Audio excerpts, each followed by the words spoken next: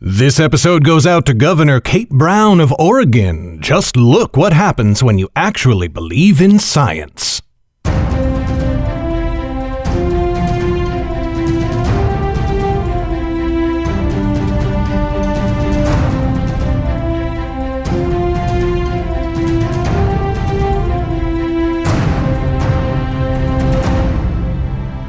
Hi there, Garrett Robinson here. Welcome to the 24th episode of the Nightblade Epic Podcast Season 2. Guess what, dear listener? Hot on the heels of last week's audiobook update, we've got another one. Not only have we released the audiobook for Stoneheart, but as of this week, you can go and download the audiobook for A Cloak of Red, the very latest novel of Underrealm. The usual caveats apply. Right now, the book is only on iTunes and other major platforms, and it'll be a little bit before it reaches Audible. But if you just can't get enough Underrealm audiobooks, go to iTunes right now and start listening to A Cloak of Red. And we've got one other big announcement, and this one is big. I've started writing the next Underrealm novel, and I'm going to be releasing it in parts to my supporters on Patreon. And the first episode is live right now. If you support me on Patreon, even for just $1 a month, you'll get to read the next story of Underrealm before anyone else. Last Friday, I published the first episode of Hellskin, and I'll be publishing a new episode every Friday until the book is done. I really love telling stories this way. I love that you get to follow along with the plot as it develops, like episodes of a great TV show. And most of all, the support I receive from Patreon is hugely important. Patreon makes everything possible, from the books to the audiobooks to this podcast. So, if you want to support our efforts and read the next Underrealm story before anyone else, go to underrealm.net/Patreon. That's underrealm.net/Patreon. Okay, now it's time for today's episode. Today, you're getting chapters 30 and 31 of Mystic. When we left off, Jem had just returned to Lauren after finding out where Zane was hiding in the city of Wellmont. Enjoy!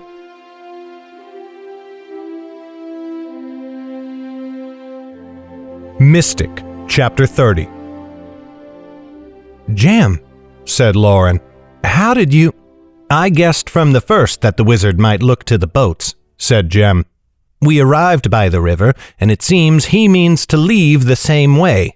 There is an old and empty green vessel at the west end of the docks. There Zane waits, and with him Annis." "You went aboard without leave?" said Jordell. "That was perilously done. You could have been brought to the constables."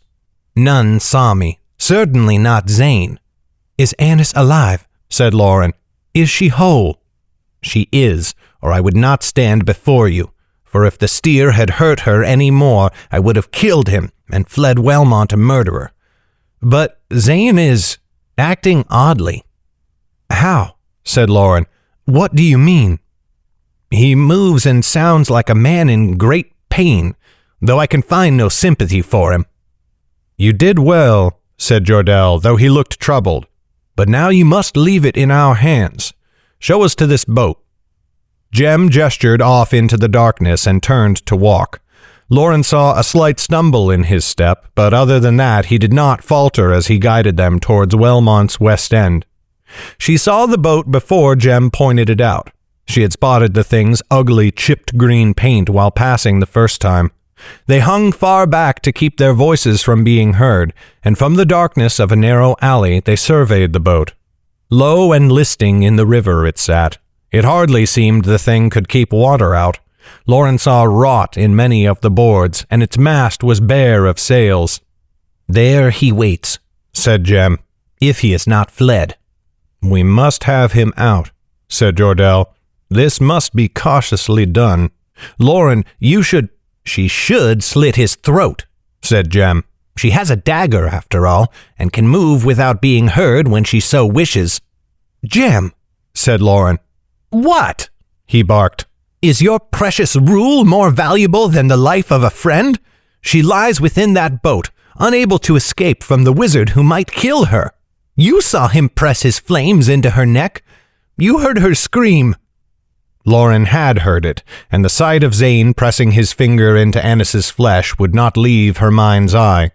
Of its own accord, her hand snuck down to the dagger. Were someone to place a blade at her throat and force Lauren to choose Zane's life or Annis's, she would have chosen the girl in an instant. The wizard had tried to leave her too many times. He had lied to her, and he had harmed Annis. And certainly, if Zane was dead, Annis's safety would no longer be in question. They could all of them travel to the north of Dorsey, there to search for Zane's contact on their own, or find somewhere else to sell the mage stones. But then she imagined it. She saw herself crouched over Zane, his lifeblood seeping from a gash in his neck, her blood-covered dagger in hand. She saw his lifeless eyes staring up at her, and her mind recoiled.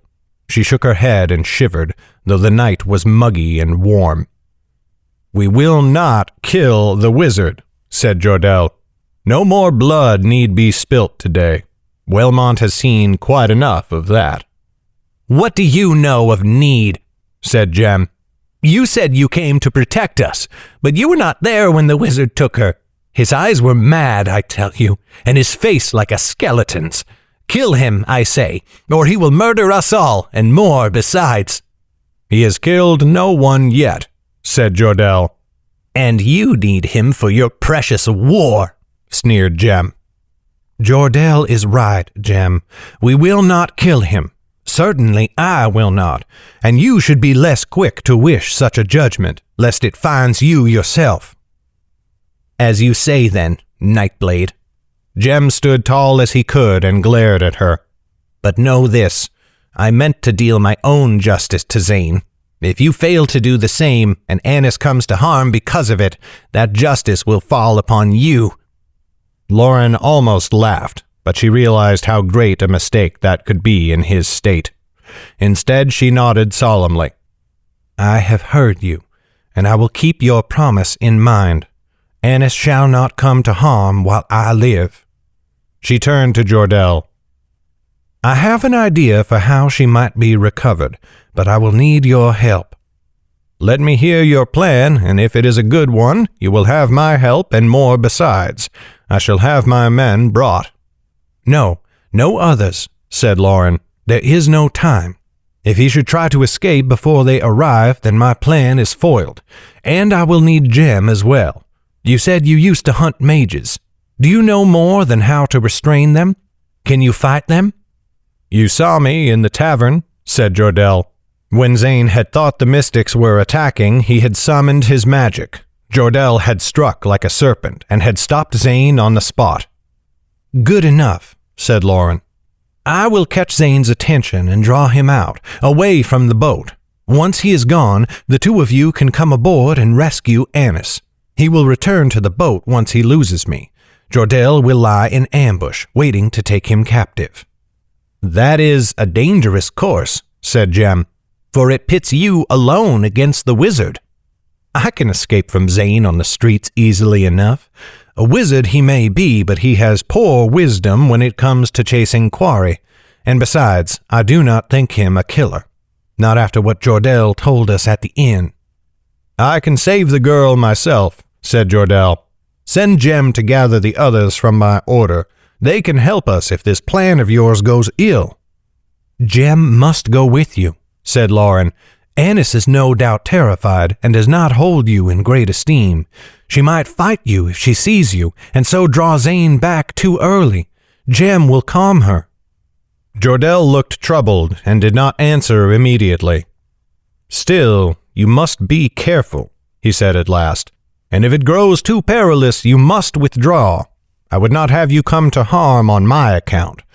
Mayhap it would be better if I was the one to draw him away. He might pursue me more readily, and the two of you can save Annis as easily as I might."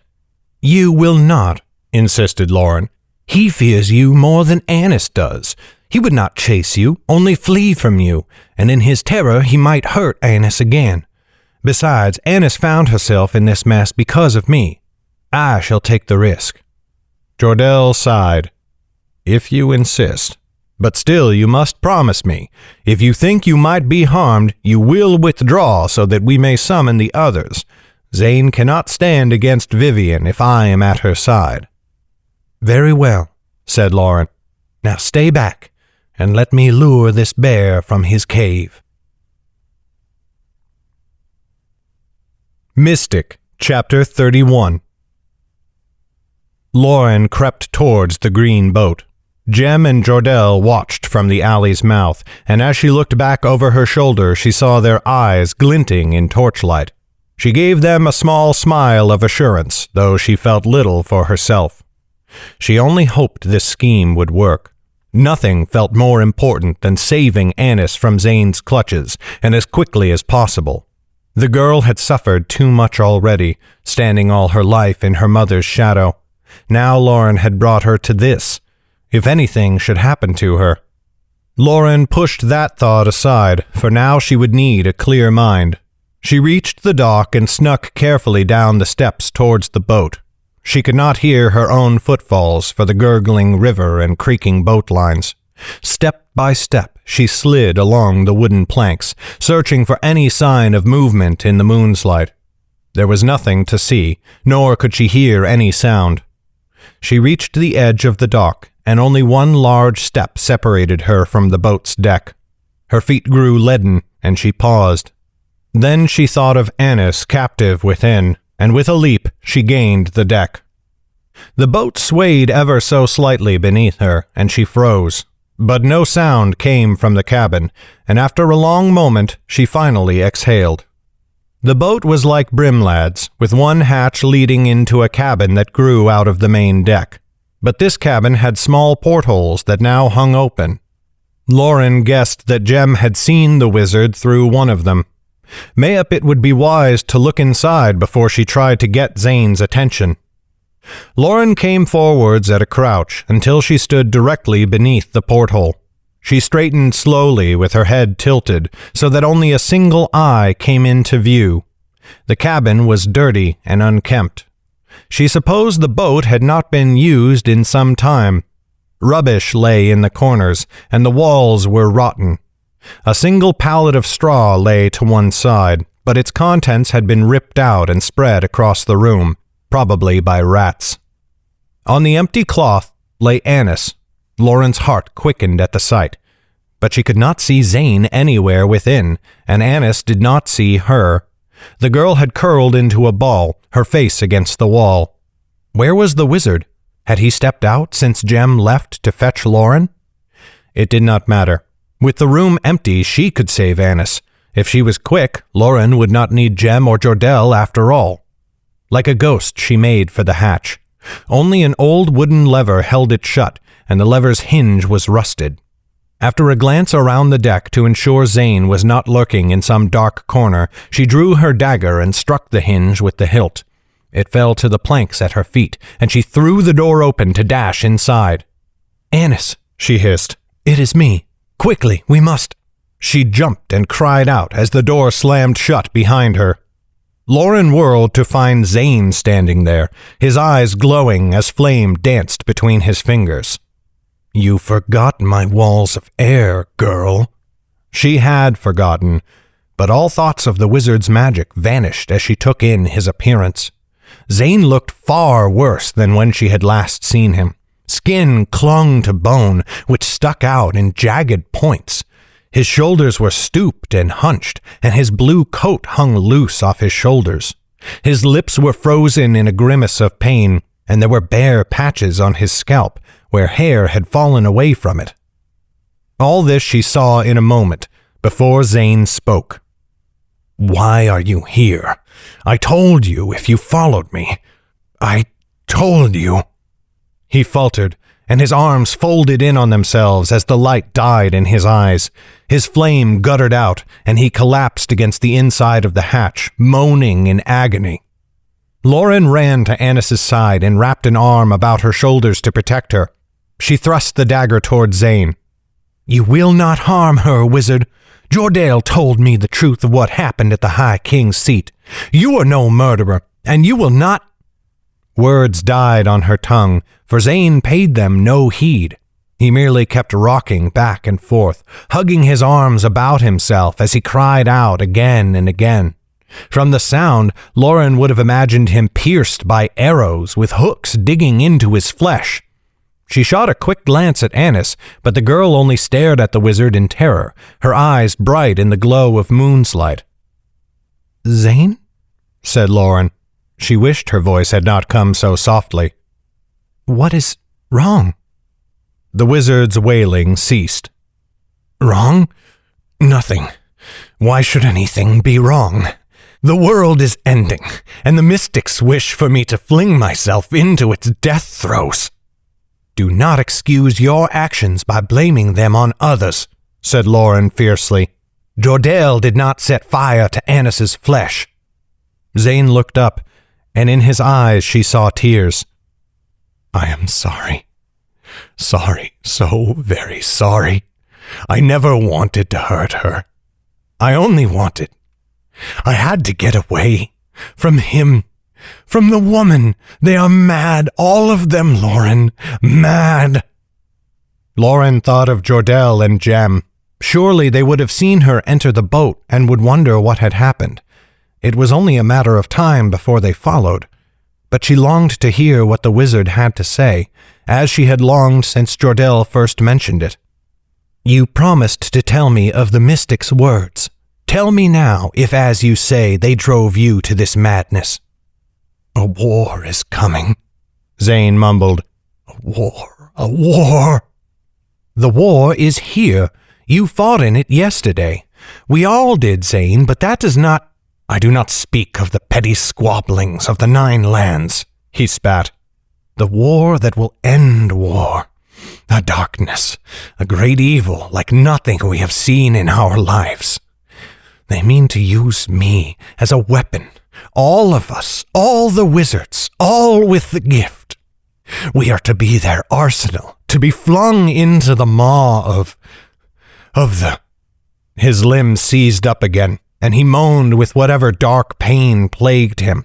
Lauren saw that 2 of his fingernails had fallen away, and as she watched, another lock of hair drifted from his scalp. "What has happened to you, Zane?